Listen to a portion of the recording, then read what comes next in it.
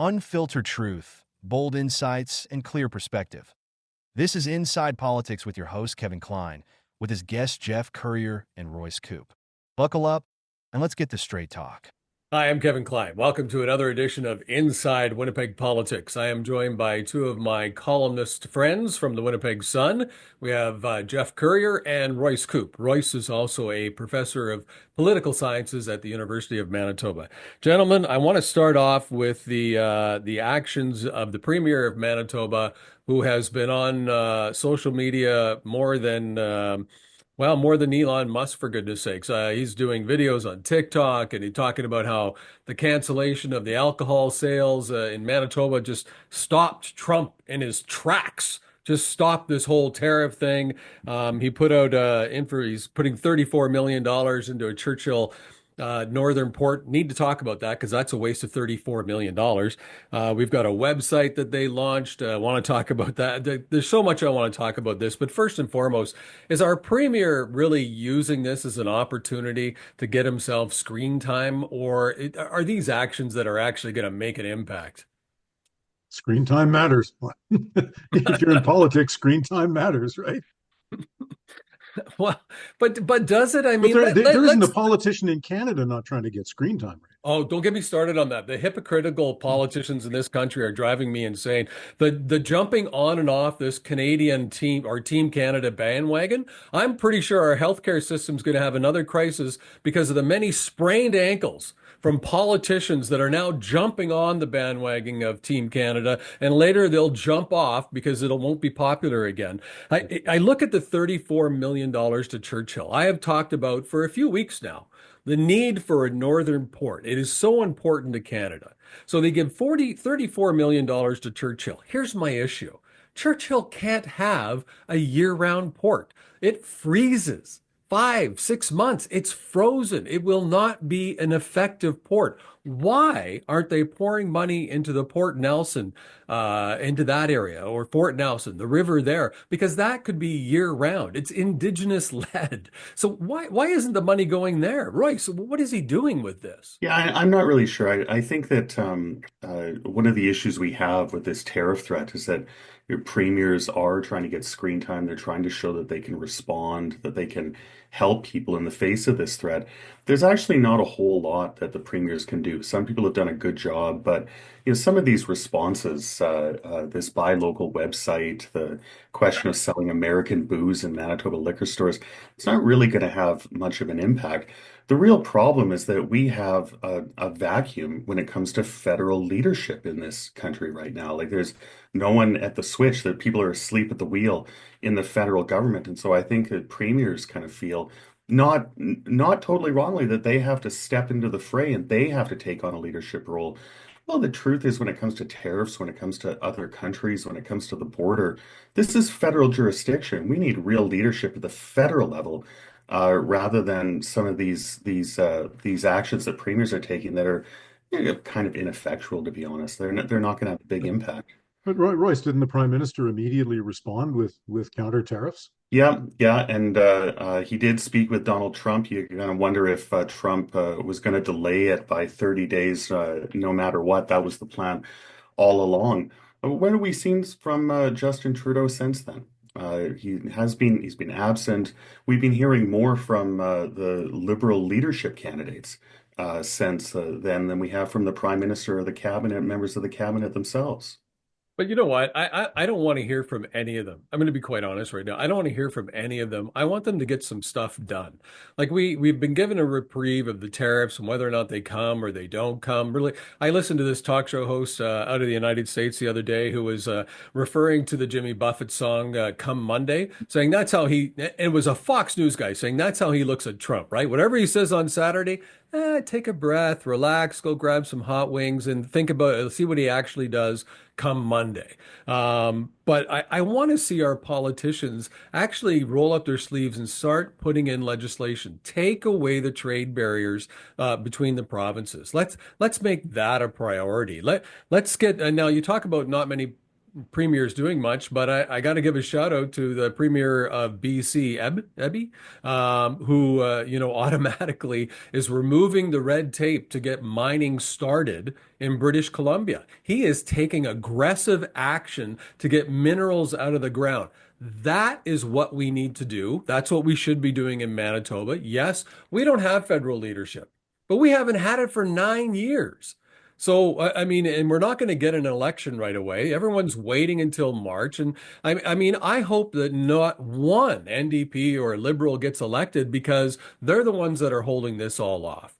But I really believe that for Canoe to come out and be on TikTok, which is, of course, Chinese owned, and all the other social media platforms, which are American owned, which the government is putting money into to promote these things, is unnecessary. And you're right, the website, come on, who did that website? I mean, Geoff, you and I are technically inept. We could have built a better website with a pen and paper. Yeah, I think one of the things that has resurfaced here is the importance of Canada developing other trade partners other than the United States. And in 2018, there was going to be the Asia Pacific Partnership, and Canada was ready to be a signatory to it. And the deal kind of fizzled and fell apart. And it's too bad because it would have opened up some more trading partners and some more trading opportunities for Canada. And since that fizzled, we really haven't done as much as we should be doing to expand our markets outside of the United States, because when you get somebody like Donald Trump, or if, for example, he's replaced by a Democrat, and Democrats traditionally are much more protectionist than Republicans. Republicans are traditionally more free trade oriented, and Democrats more protectionist.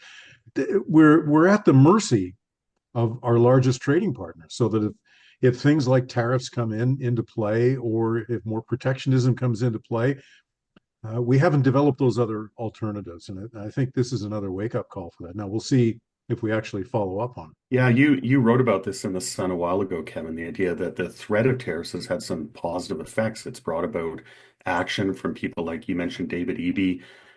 We saw something very similar in Nova Scotia. The Premier announced a very similar program focused on natural resource development in that province. And we do need to focus on other markets, as Geoff says, and pipelines that are going to carry oil to different markets. Part of the reason we're in this pickle right now is because pipelines have been throttled, and so there's very little opportunities for us to export our oil rather than to the US. That's a classic case of being overly reliant on one market in a country that it's just not as reliable a trading partner as it used to be.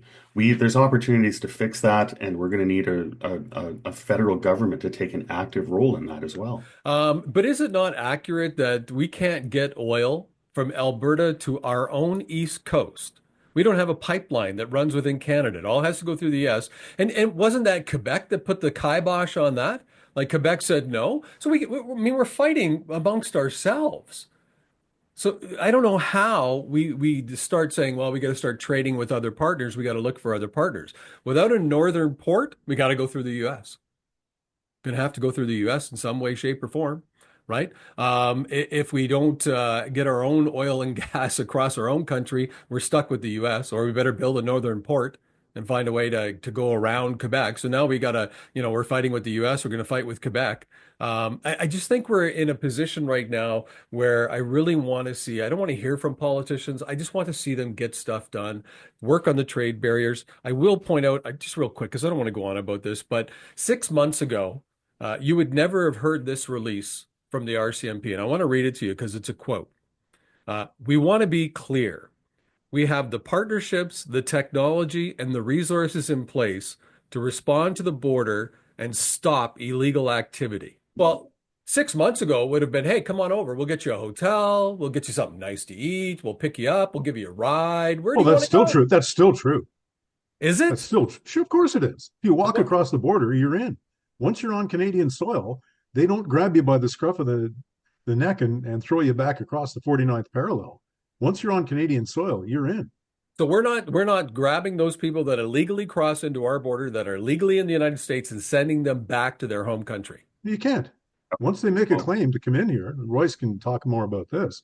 Once they're here, and they're illegally, but they're illegally here. Yes. Yeah. Yeah, but they can make a claim, once they're in the country, even if they come in outside of a port of entry. But I actually agree with you, Kevin. I think the law is a teacher.